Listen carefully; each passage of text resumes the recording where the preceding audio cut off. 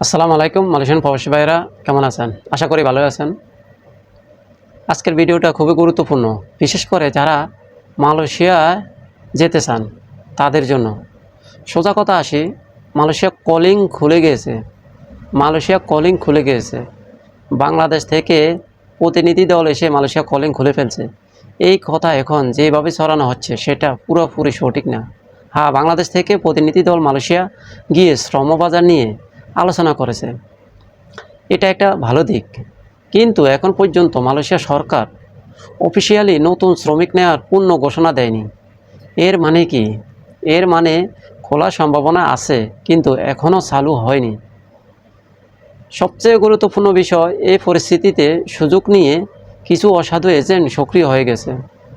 তারা মানুষকে বলছে ভিসা হয়ে গেছে, কলিং চালু, এভাবে টাকা নিচ্ছে, পাসপোর্ট নিচ্ছে, মেডিকেল করাচ্ছে, মানে সব নিয়ে তারা মালয়েশিয়া পাঠিয়ে দিচ্ছে। আপনি যদি এখন কোনো এজেন্টকে টাকা দেন বা পাসপোর্ট জমা দেন, তাহলে আপনি বড় ঝুঁকি নিচ্ছেন। কারণ বাস্তবতা হলো, সরকারি ঘোষণা ছাড়া কোনো ভিসা প্রসেসিং নিরাপদ না, এবং অনেক ক্ষেত্রে এগুলি প্রতারণা হয়ে দাঁড়ায়। দীর্ঘ কয়েক বছর এমন হচ্ছে। বা পিছনের দিকগুলো আপনি দেখেন। এখন প্রশ্ন হলো, কবে খুলবে?